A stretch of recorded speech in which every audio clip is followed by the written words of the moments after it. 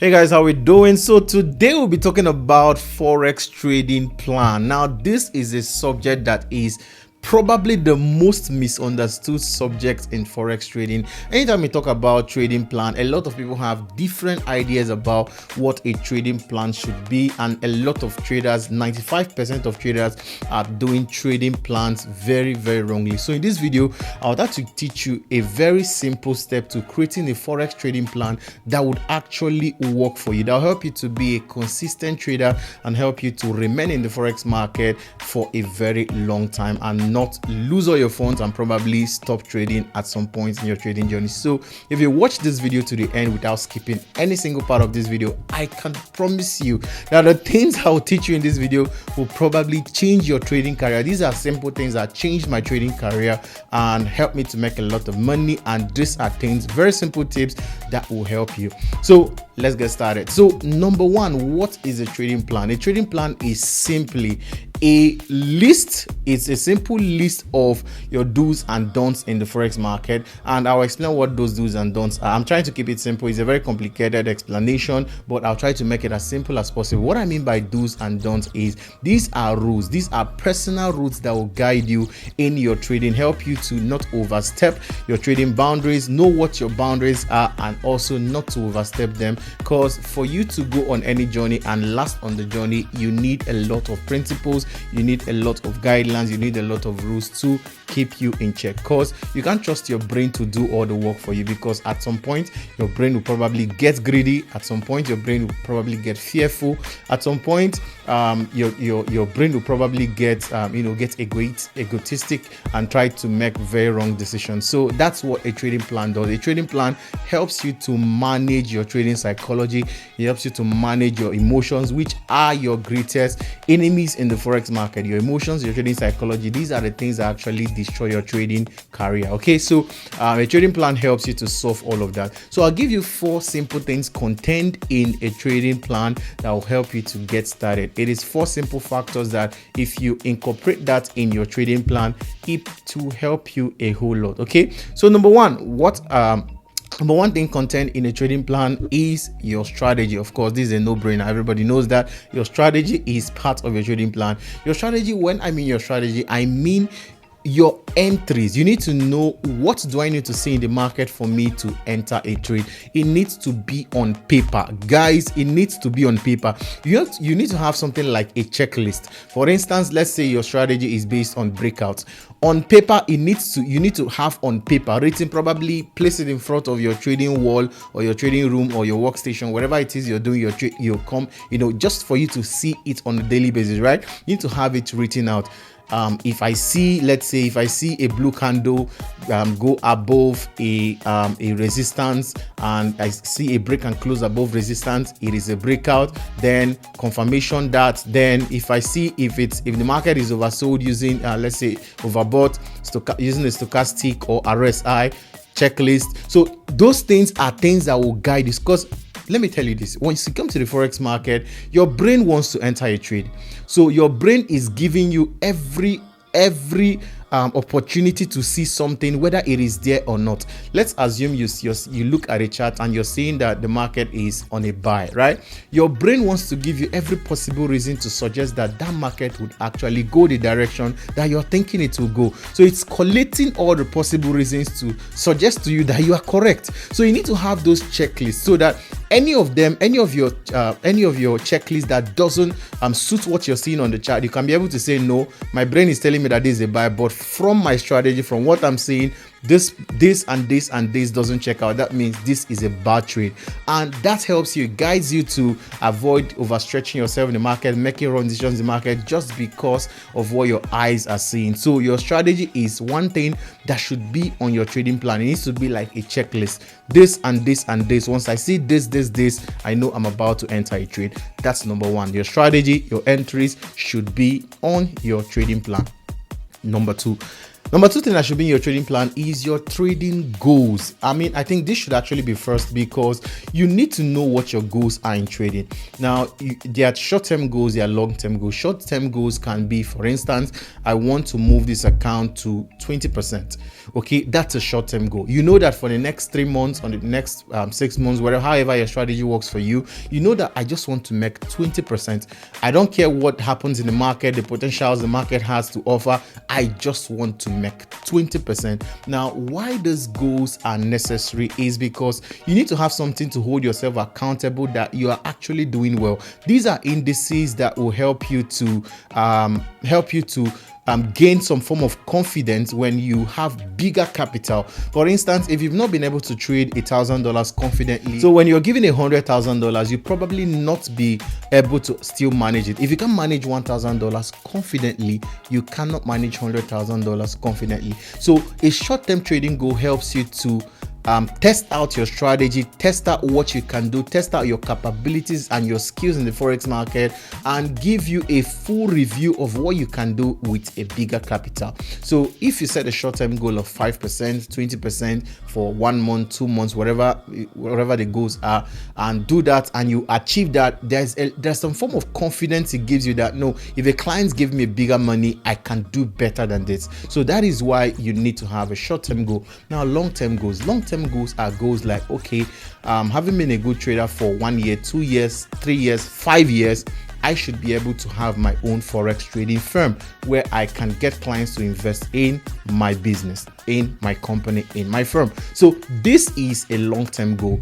The idea of this is, this will help you to keep you off the social media hypes, keep you off the social media distractions here and there. Because once you go on social media, there's a lot, especially on Instagram, on Twitter, you see a lot of fake results out there, a lot of fake lifestyles out there, trying to get you to live a life that it's not really in reality what's actually happening in the forex market, right? You've heard it, forex lifestyle, a lot of things, hashtag forex lifestyle. But truth be told, when you come to reality, most of those 95% of the people posting hashtag forex lifestyle, when you meet them in reality, probably, you need to help them, right? When you meet them in reality, you need to give them some form of help, because you see that you're probably doing better than them, right? So what I'm saying is, you need to have a long-term goal. You need to have a goal that will keep you in check. So no matter the distractions that come, probably you enter a drawdown, or probably, lose some money, lose some funds, blah, blah, blah. Either ways, you know that at the end of the day, this is my plan, this is what I want to achieve, and nothing will stop you from going there. So it needs to be first on your goals. It needs to be first on your trading plan. Now, number three thing that should be on your trading plan is your risk management.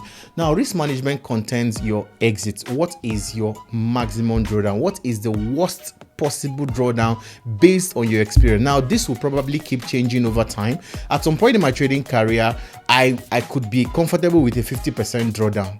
At some point in my trading career, I could be comfortable like 60% drawdown. But with the kind of funds I manage currently, 5% drawdown is a lot of money. You understand? So my risk management part of my trading plan has been evolving over the years. Okay, at some point in your trading journey, you just keep changing it. So you need to know at this point in your trading journey, what is a bad drawdown for you. You need to know what is a good drawdown, because of course drawdowns are part of trading. There are drawdowns that are part of doing business, right? You can have 10% drawdown, it's part of doing business, cost of doing business, it's fine. Okay, but when it gets to, let's say, 20%, 30%, now that's a very bad drawdown. Now that the percentage might be different for you and should be different for you based on both the capital you're trading and your experience in trading. So at a point in your trading career and inside your trading plan, you should know what is bad drawdown for you. It should be a part of your trading plan. So every single time you're trading, you're taking trades, you would be conscious of that, so that you don't take more trade than use a maybe bigger lot size, or try to take a higher leverage or whatever, and probably enter a kind of drawdown that probably affect your trading psychology. Because as a trader, you're being offensive, but you're also being defensive. You're offensive in the sense that you're trying to make money, but you're being defensive of your trading psychology, so that your emotions are not exposed to the market and get you to that point where you're like, anything can happen, right? Because of course we've all been there, where you're managing an account, maybe let's say you're down 20-30%, and you're like, let the worst happen, you go in, risk 50%.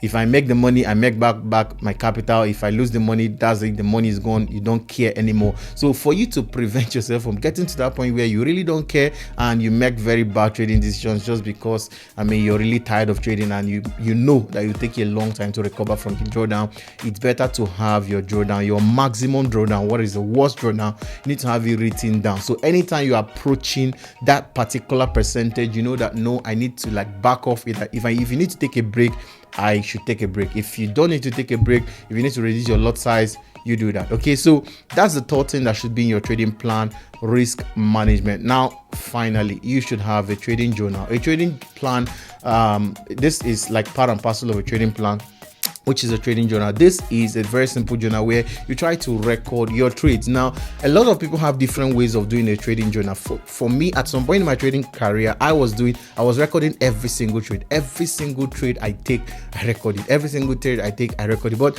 at this point in my trading career, I don't do that anymore. I do my trading journaling sometimes after a full month, sometimes after a full quarter, because I want to know, okay, what were my best, sorry about that.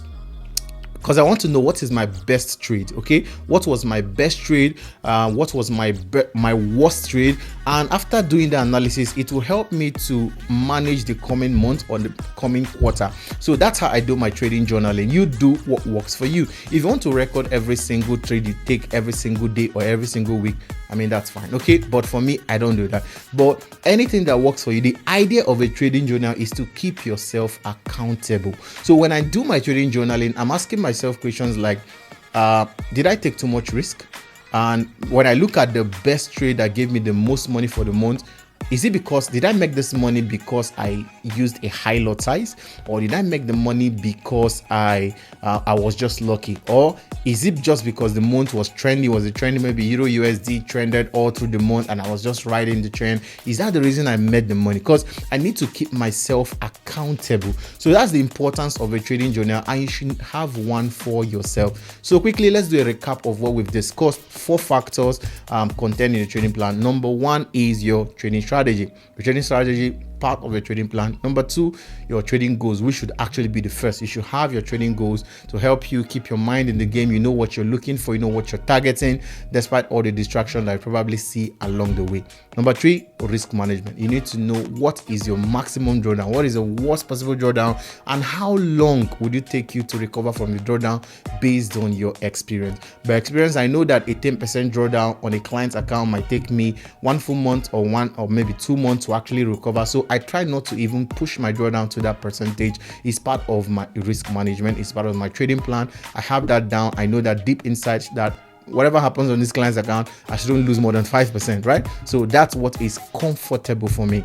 Finally, trading journal. Okay, so you should have a trading journal. Have a trading journal that helps you to keep yourself accountable, keep your trading skills accountable, so that you don't go way over the roof and do rubbish in the name of managing your client's account or managing your personal funds. I hope this helps you, and if it does, leave a comment. Let me know that you learned something from this, and if you have any other tips that will actually help the community to grow, to know how to manage more funds, know how to include their trading plans and make better trading plans, drop that in the comment section. We'd love to learn from you also. And finally, if you're yet to subscribe to this channel, do well to subscribe, give this video a thumbs up, and probably I'll catch you guys on some other video. So catch you some other time, and goodbye.